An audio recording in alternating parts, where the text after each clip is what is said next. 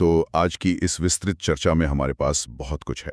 हमने कानूनी जर्नल्स और आर्टिकल्स खंगाले हैं और सबसे खास है 2025 का वो ऐतिहासिक supreme court judgment Satyendra Kumar Antil बनाम सीबीआई। बिल्कुल। और हमारा मिशन ये समझना है कि जो आज का नया डिजिटल दौर है उसकी सुविधाओं और हमारे मौलिक मानव अधिकारों के बीच जो ये बड़ा टकराव चल रहा है उसका जमीनी असर क्या है। हाँ, एक ऐसे सीन की कल्पना करते हैं, कोई व्यक्ति घर पर आराम से सोफे पर बैठा फोन स्क्रॉल कर रहा है और अचानक एक व्हाट्सएप मैसेज आता है। कोई फैमिली ग्रुप का जोक नहीं, बल्कि सीधे लोकल पुलिस स्टेशन से पूछताछ के लिए हाजिर होने का नोटिस। एग्जैक्टली। मतलब तुरंत पसीना आ जाए। और फिर ये डर कि क्या महज एक टेक्स्ट मैसेज के छूट जाने से या फोन बंद होने से किसी को जेल हो सकती है। ये डर बहुत वाजिब है, खासकर जब हम बीएनएसएस जैसे नए आपराधिक कानूनों को देखते हैं। इस मामले में स्टेट ऑफ हरियाणा की दलील यही थी कि जो नया बीएनएसएस कानून है वो आधुनिक तकनीक और ई समन्स को सपोर्ट करने के लिए ही बना है। उनका तर्क था कि समय और संसाधन बचाने के लिए पुलिस सीधे व्हाट्सएप पर नोटिस भेज सकती है ना? हाँ, लेकिन सुप्रीम कोर्ट ने इस पर बहुत सख्त रोक लगा दी है। कोर्ट ने एक बहुत ही गहरी कानूनी लकीर खींची है जो समझना बहुत जरूरी है। और कोर्ट का ये रुख जरूरी भी था। अगर हम थोड़ा गहराई में जाएं और गति को थोड़ा धीमा करें तो कोर्ट ने बीएनएसएस के सेक्शन 35 को, जो पुलिस नोटिस से जुड़ा है, उसे सीधे संविधान के आर्टिकल 21 से जोड़ दिया। सही कहा, आर्टिकल 21 जो जीवन और व्यक्तिगत स्वतंत्रता की गारंटी देता है। चूंकि सेक्शन 35 के तहत पुलिस नोटिस की अनदेखी करने पर सीधा गिरफ्तारी हो सकती है, इसलिए कोर्ट ने यह साफ कर दिया कि किसी की आजादी सिर्फ व्हाट्सएप के ब्लू टिक पर निर्भर नहीं कर सकती। बिल्कुल।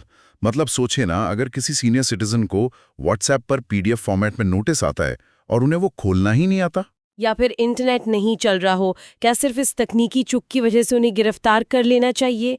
इसीलिए कोर्ट ने माना कि फिजिकल डिलीवरी मतलब कागजी नोटिस हाथों हाथ देना ये महज एक प्रक्रिया नहीं है। तो ये एक तरह का अनिवार्य सुरक्षा उपाय है। एग्जैक्टली। ये पुलिस की शक्तियों के दुरुपयोग को रोकने के लिए एक बहुत जरूरी कदम है।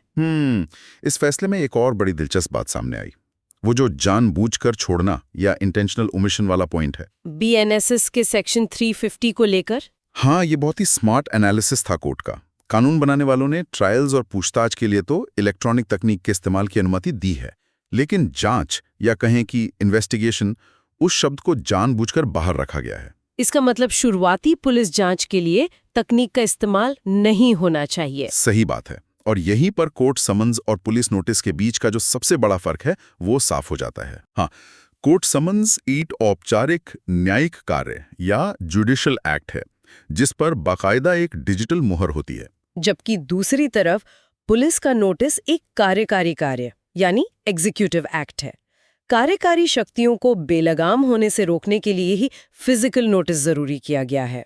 कानूनी दांव-पेच तो काफी हद तक साफ हो गए, लेकिन अब सवाल ये उठता है कि आम जनता को ऐसी स्थिति में क्या करना चाहिए। देखिए, अगर किसी को पुलिस का व्हाट्सएप डीएम आता है तो वो कानूनी रूप से मान्य नहीं है, लेकिन यहाँ एक गलती अक्सर लोग कर सकते हैं कि उस नंबर को तुरंत ब्लॉक कर दें, जो कि नहीं करना चाहिए। बिल्कुल नहीं, बल्कि थोड़ा तेजी से काम करते हुए उस मैसेज को एक एडवांस वार्निंग की तरह लेना चाहिए। तुरंत एक वकील से सलाह लें और पुलिस से उचित फिजिकल कागजात की मांग करें। और वकीलों के लिए भी तो ये जजमेंट एक बहुत मजबूत हथियार बन गया है। एग्जैक्टली। अगर पुलिस ये दावा करके किसी को मनमाने ढंग से गिरफ्तार करती है कि आरोपी ने डिजिटल मैसेज की अनदेखी की थी, तो वकील इस फैसले का उपयोग करके उस गिरफ्तारी को रुकवा सकते हैं। ये जानकारी सच में बहुत सशक्त करने वाली है। ये हमें याद दिलाती है कि चाहे समाज और तकनीक कितनी भी तेजी से आगे बढ़ें, हमारी व्यक्तिगत स्वतंत्रता की रक्षा करने वाले जो संवैधानिक उपाय हैं वो हमेशा सुरक्षित रहने चाहिए। तकनीक हमारी सुविधा के लिए है, हमारे अधिकारों को कमजोर करने के लिए नहीं। एकदम सही बात। और अब अंत में एक विचार जिस पर आगे गौर करने की जरूरत है। अगर महज शुरुआती पुलिस नोटिस को डिजिटल करना हमारी आजादी के लिए इतना बड़ा खतरा हो सकता है, तो भविष्य में जब एआई द्वारा संचालित पुलिस निगरानी और जांच आम हो जाएगी, तब वो हमारे अधिकारों के लिए कितनी बड़ी चुनौती बनेगी। ये सोचने वाली बात है। आज की चर्चा में बस इतना ही।